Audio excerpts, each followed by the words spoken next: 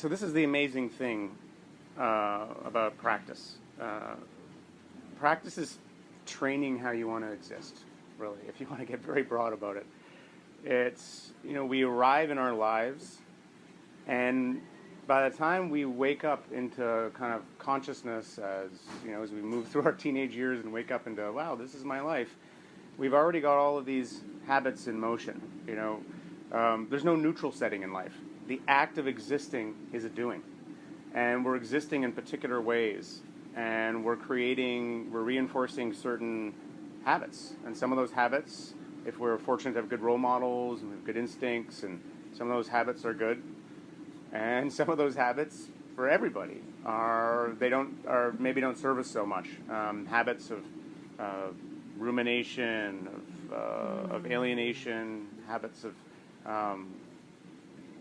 so many kinds, behavioral habits, thinking habits, and habits of being. The habit of repeating to ourselves how we're hard done by in life, which we may have had many heartbreaks. The habit of being convinced of your own alienation. The habit of your own low self-esteem or self-worth and these things. There's so many of these deep, deep habits. Habits of fear, of fundamentally feeling unsafe. The more we repeat those habits, the more that becomes the truth of our lives,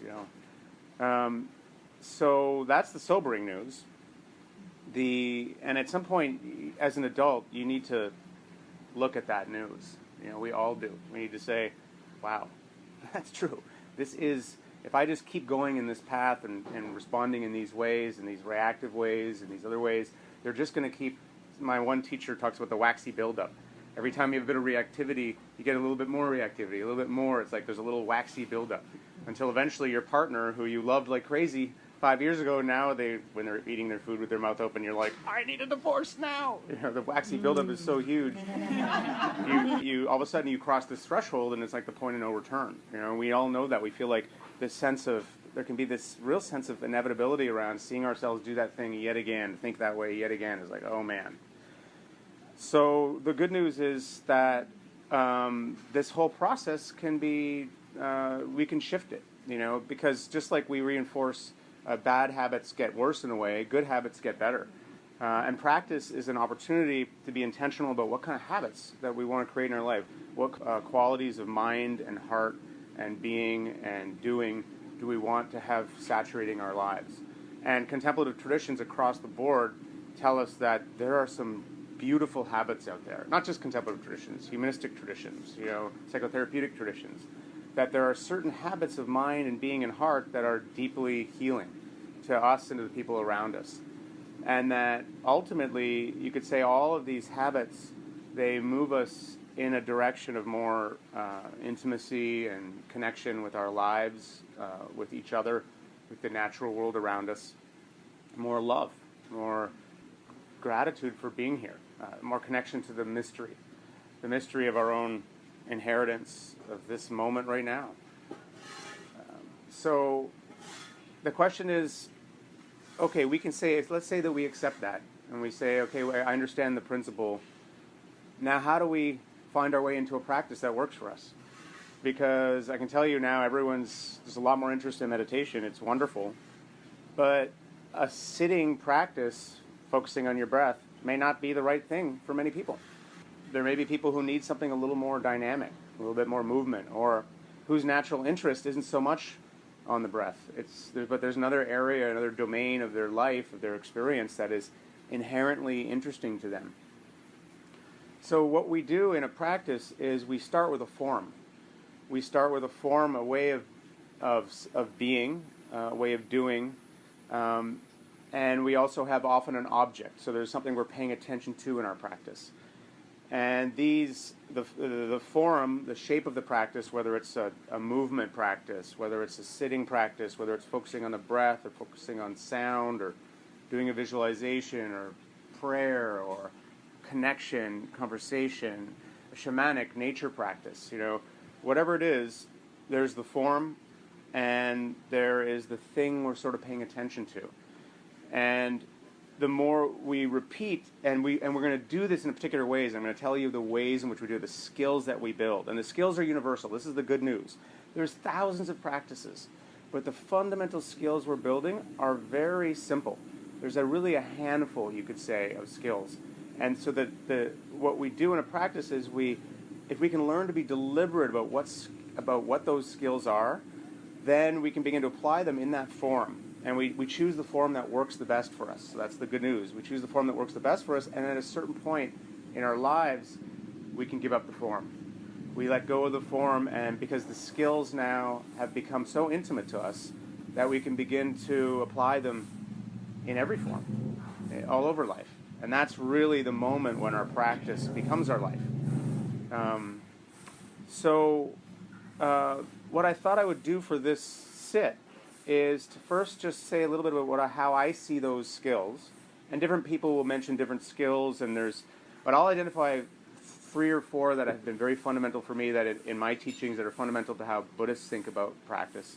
And when you start to know what those are, you can really see how they're talked about in all these traditions, how they're talked about in yogic traditions, Abrahamic traditions, Taoist traditions, even humanistic and artistic traditions. And I'll get us to, we'll start with a seated practice in silence, the way we imagine meditation is supposed to be.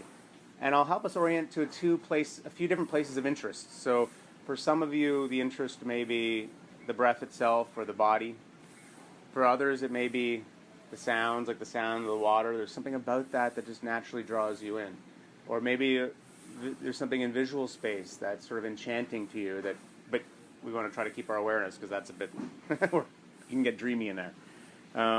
So I'll give you a few locations, and then I'll just be guiding the meditation according to the skills. And we'll let ourselves get deeper into it, kind of having this experience, really seeing if we can taste what these skills are. And then I'm thinking, towards the end of the meditation, I'm going to get us to stand up and see if we can stay connected to the practice as we maybe with our eyes closed, maybe gently beginning to move our hands, move our bodies. So begin to create that bridge of how to bring our practices into our lives. Because really, the beauty of a seated practice is it creates a very pure culture, a kind of gym, where we can just rehearse these things with very little. There's still distractions, but it's relatively simple compared to, say, being out in the world and trying to maintain a practice when there's stimuli coming in from everywhere and people talking to you and movement and cars. So does that sound like kind of an ambitious program? But I'm really motivated here this is the second to last morning that I'll do, but I really, this is almost like part 1 of the workshop I'm going to do on Saturday, which is how to teach meditation. I'm really interested in bringing people into a sense of how to be their own teacher and what that looks like. So the skills. So if you've done anything with me before, you'll know these skills. They're going to be familiar to you. I would say the 4 that I think the most about are the skill of concentration, which is really the bread and butter of a practice. Concentration is just holding the direction. It's not forcing your way through into something. It's just letting your attention alight on some quality in your experience, like the breath. The mind will wander, and then very good-naturedly bringing it back. It's like building up that muscle. And the more we do, concentration is the foundation of everything, because concentration it's intimacy, it's merging.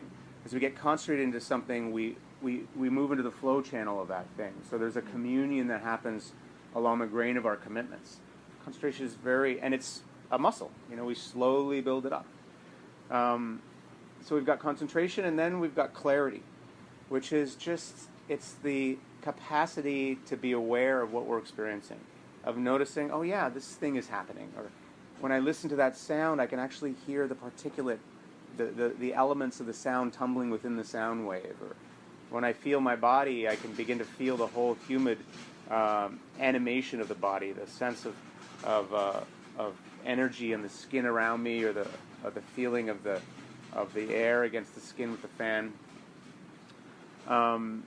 So that's the kind of just like making discriminations, noticing details, being awake.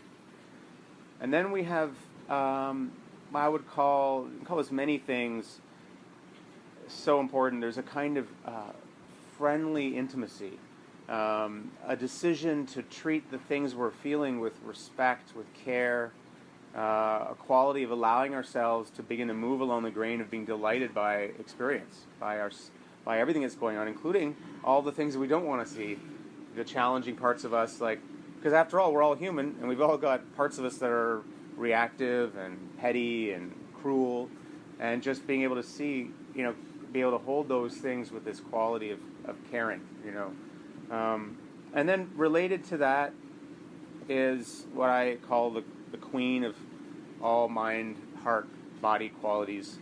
I see it as very much the center, the center of every practice, and it's equanimity. And equanimity is not trying to flatline yourself. It's the opposite. It's not trying to stifle experience. It's the radical act of being completely open to everything. So we can actually find equanimity right now. In fact, I'm going to encourage you to try to do that. As I'm saying these words, just imagine that my voice, sort of the sound wave is just going right through you, and there's no bracing. Just no bracing or resistance of that ambient sound, or coming from the fountain, and the sound of the carts going by, the construction. There's no bracing, no startle response. Instead, breathing out and letting yourself really be here in this moment. In this moment. Letting yourself have that full swell of sensation. The sounds are all there. There's no bracing. This equanimity is coming to center. It's coming into the present moment. And what we learn through a practice is we can always come more into the present moment. There's always going to be things that are tugs that are pulling us away, but all those tugs can be there. Can you let them be there without any resistance, without any pushing and pulling on anything in your experience? Just being in the center of your life. And notice, sometimes you can find it just through the way you sit. You sit with a kind of dignity, openness, self-respect. Like you're honoring everything in your experience by just being present to it. That quality, whatever you want to call it, that mystery, that just goes deeper and deeper and deeper, and it becomes more and more immediate and true and real for us. So those are the skills. Now let's party, and by party I mean close our eyes and seemingly do nothing.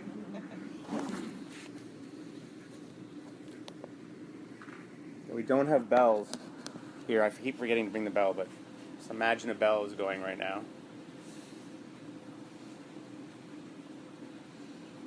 So in a seated practice, you can have your eyes open or closed. It's really what feels comfortable for you. If you want to have them open, you can have them sort of at half-mast in front of you. Sometimes some people feel that feels safer, or feels that it helps them not go into the thinking line. But others like to kind of close their eyes. There's something comforting in that. And as you close your eyes, a nice big exhale. Through the mouth, through the nose. That exhale is the downward motion, the settling motion. So again, as you exhale, it's softening the face and the throat, softening the shoulders, the arms, the hands.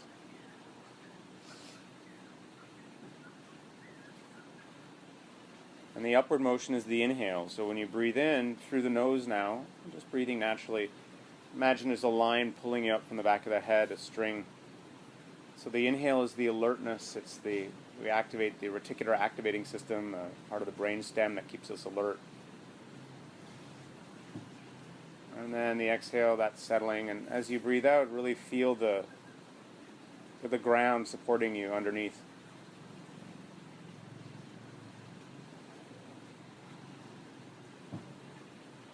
A sense of we're being held up by these hands from the earth are reaching up, and they're girding the underside of our bodies.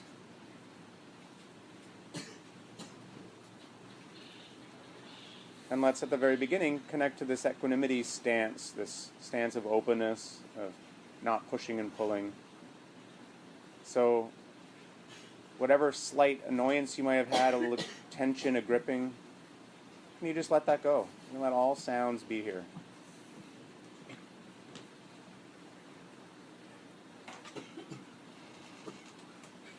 This is especially important because we're going to hear distractions the cart back and forth, construction, sneezing, coughing. So right on time there. So just completely loosen through the belly. Belly soft. All these things are welcome.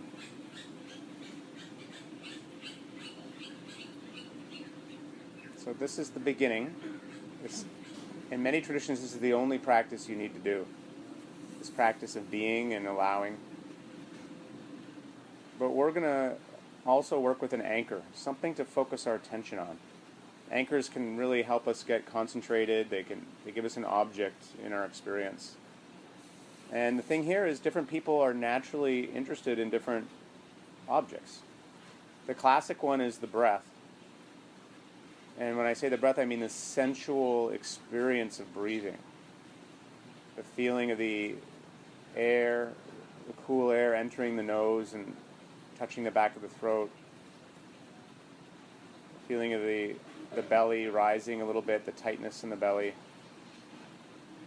And then the letting go, the breath, the warm breath now tickling the nostrils.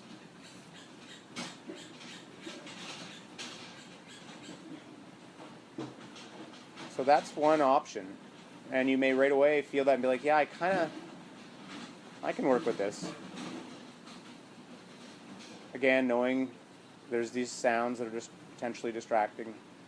Letting them all be there and just narrowing attention a little bit, so attention focused on this sensation of the breath, the warm, humid, the tickling. And the thing with concentration, our first skill, is it's helped by stillness. It's helped by interest. It's helped by a sense of sort of hedonic engagement. So enjoying the breath. And enjoying the simplicity. There's nothing else you need to do. Now, the breath is not the right object for some people. It may be that the feeling of the whole body is more natural for you, just noticing the sense of the whole posture sitting here, or the feeling of the air on your skin. Or maybe there's warmth in the hands or a sense of energy in the body. So you can do a little survey here, you're exploring, knowing you could always come back to the breath. Some people like working with points in the body, the points in the belly. I imagine a little Buddha in my belly, and I kind of feel that furnace down there. Just resting my attention in there, almost the way sediment rests in a pool over time. Or a point in the heart, or in the mind's eye.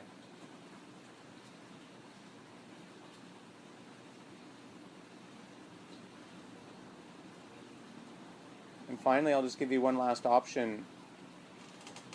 Sound. Space. You can actually send your attention out and just let it be an open, receptive vessel for sound, noticing sounds passing to and fro through it. And that might feel good for you. It might be something just sort of, yeah, okay, actually, I kind of like doing that. Or you can zoom in on sounds. You can listen to the sound of the fountain, for example, the way it's continually renewing itself. So choose a commitment now. Choose something now. Something to commit your attention to.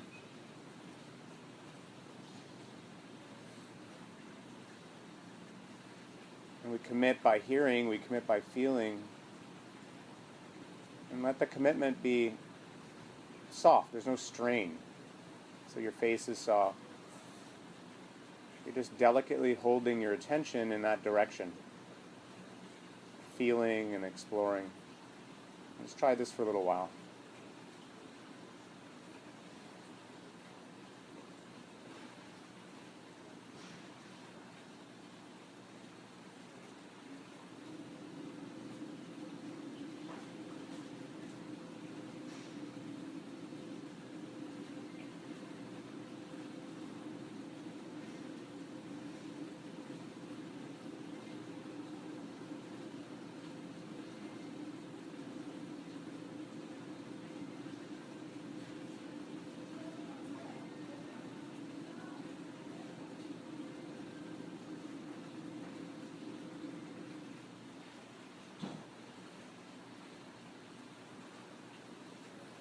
And just a couple cues here, your attention, the thing you're concentrating on, it can be very loose. So you may be feeling the breath or feeling the air on the skin or listening.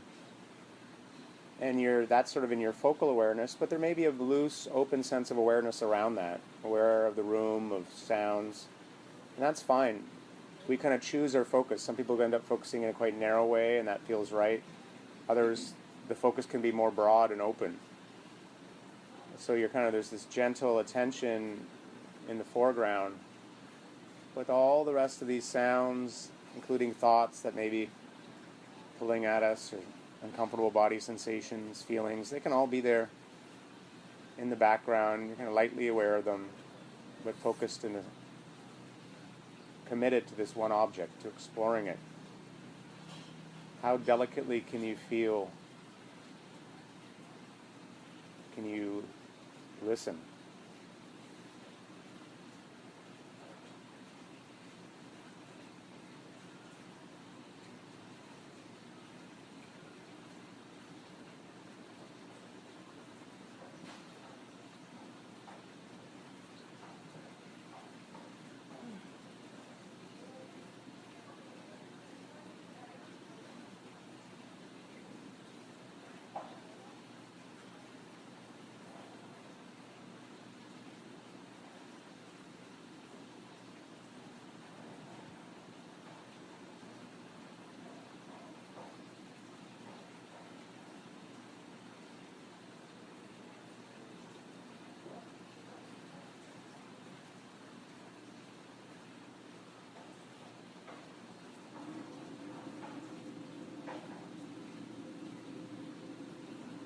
Right, if the mind comes up, it's telling stories, you notice yourself drifting or thinking, just coming back, always good-naturedly, to your object.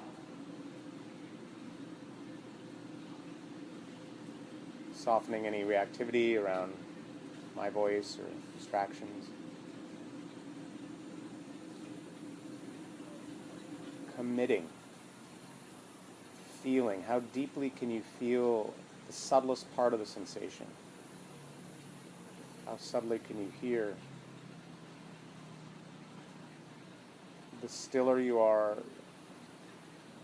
the cleaner and clearer the signal.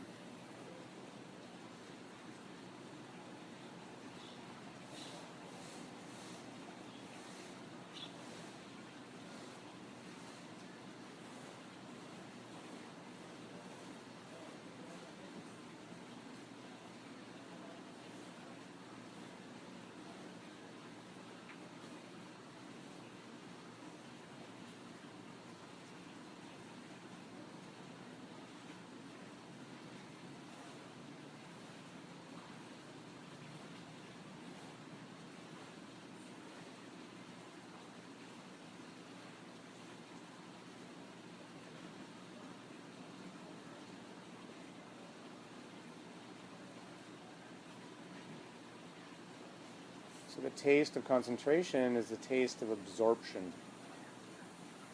Beginning to get absorbed, letting yourself, being pulled along.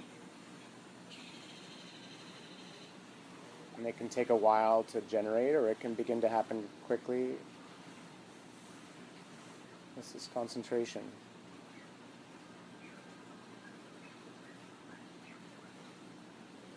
Every time we get distracted and come back, we're building up that muscle.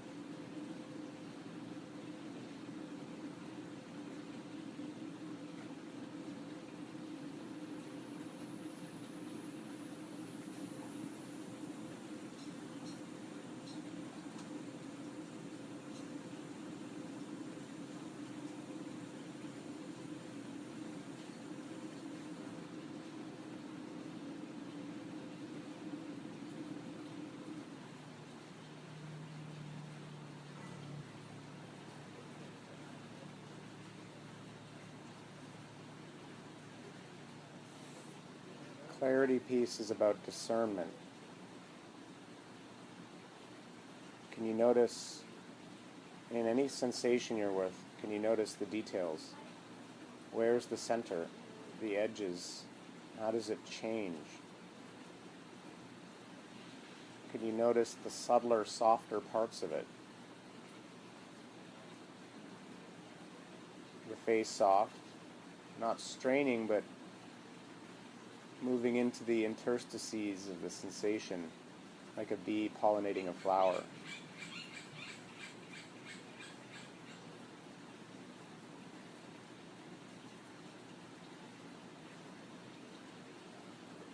Awareness beginning to percolate out and down inside of things.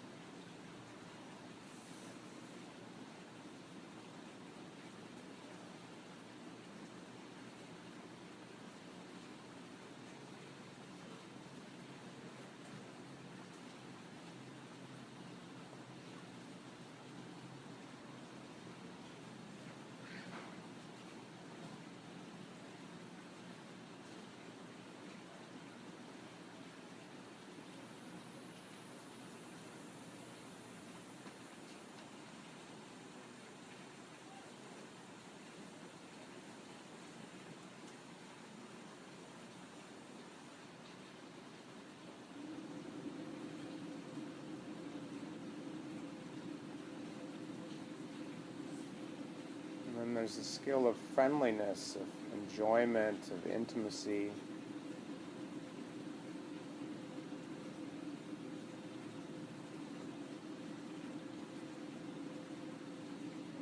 What happens when you choose to subtly enjoy the experience, to care for the experience?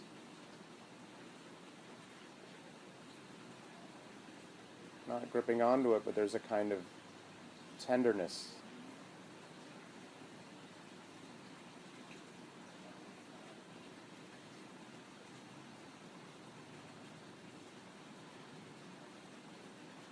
And just exploring that. If that's present, if not, it's sort of a subtler one, and sometimes just sort of emerges organically.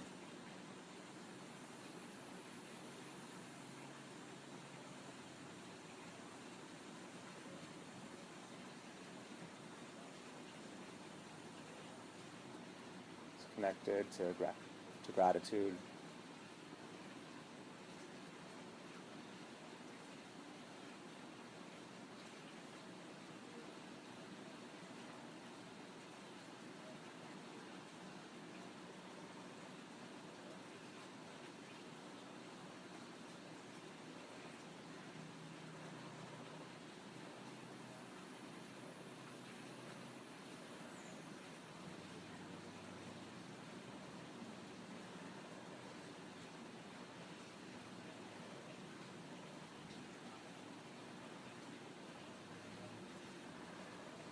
And even as you breathe, as you hear, the queen of qualities, the 0 point, equanimity, a sense of being transparent, a sense of always having been here.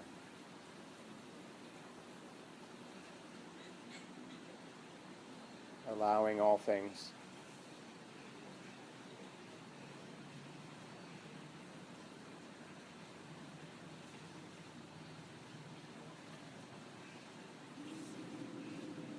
The center line of your body, the still point in the turning world, or the turning point in the still world.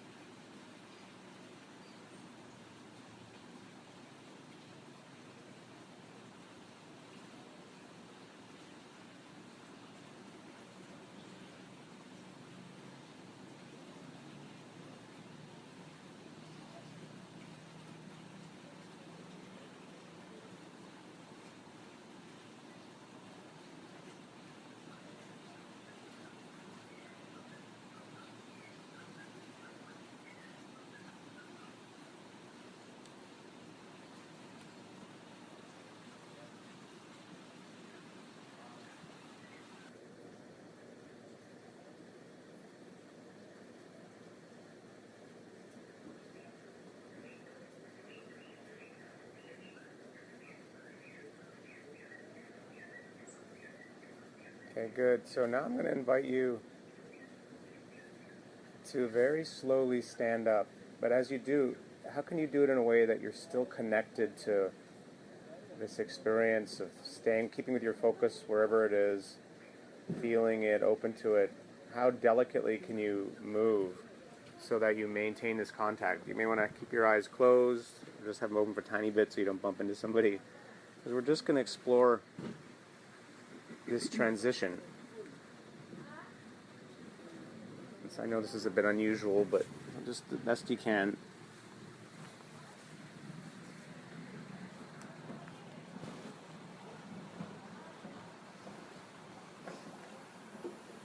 So once you're standing up, just having the eyes closed or at half mast if that's where they were before. The knees just lightly bent, tailbone tucked under a little bit, just feeling solid underneath. Maybe some aches and pains and frozen legs. It's okay. We're allowing all this to be there.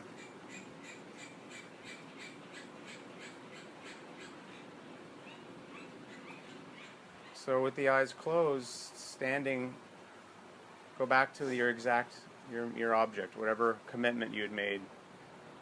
And if you had wandered off, and this is an opportunity to kind of come back. The great thing with meditation is it's always a practice in the moment. It's always begin anew. So we begin anew, this time feeling the sensations of the body or listening, but now in a standing position. And this is actually great to do if you're feeling sleepy. That's what they recommend.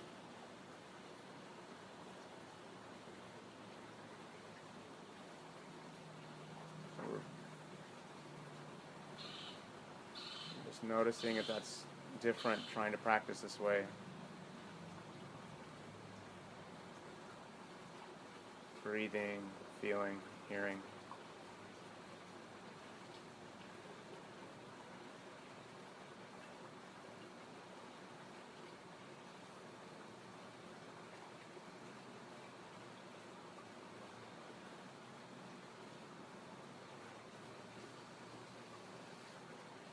Okay, good. Now, if you're working with sound, I'm going to encourage you to just explore a little bit working with the body. Just for this last little bit, very slowly start to turn your hands. Moving your hands almost like they're floating up like driftwood floating on the top of water or octopus arms. And just seeing if you can connect to the sensation of life, of movement, of energy in the body. It may be that it's the air on your skin that you're feeling, or maybe the breath is anchoring for you here. But choose some sensations and think about our skills. Concentration is just resting your attention on the sensations themselves. Clarity is being curious about the vibratory quality, the way they change, the soft parts, the harder parts.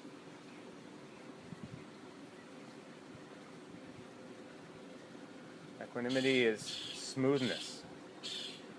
No bracing or gripping, breathing into tension.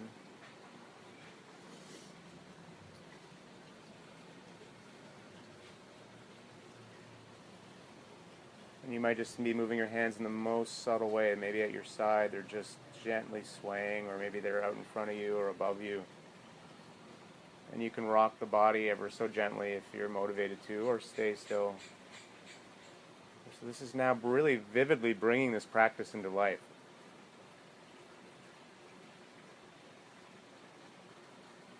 And there's an enjoyment piece too here, being these sensual bodies alive, feeling the communion with the air, with the natural world.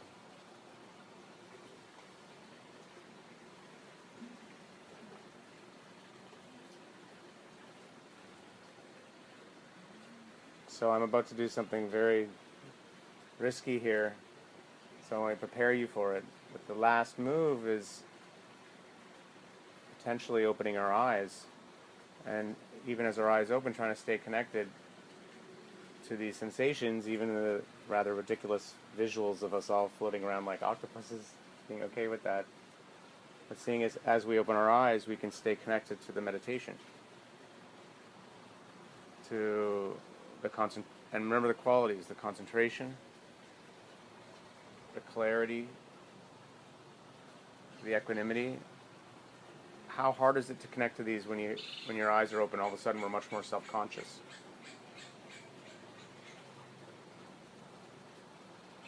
This is beginning to approximate the conditions of normal life, where we're walking around, feeling self-conscious, busy with things. But at any moment, we can just shift our attention into this more training mode of being concentrated, being clear, being open.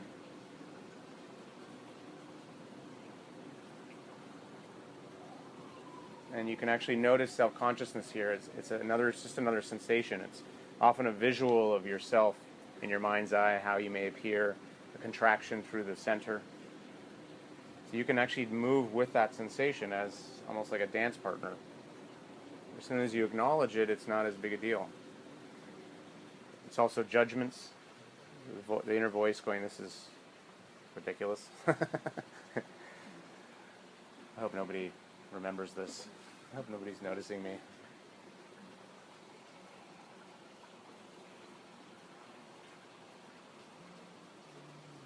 And maybe gently bringing the hands to center. As my friend Therese would say, cupping the hands like the lotus, the bud, the lotus bud, the bud of the lotus flower. And putting that lotus in the heart, we bow to each other for being our teachers for this weird practice we just did. And that's our meditation. Thanks, guys.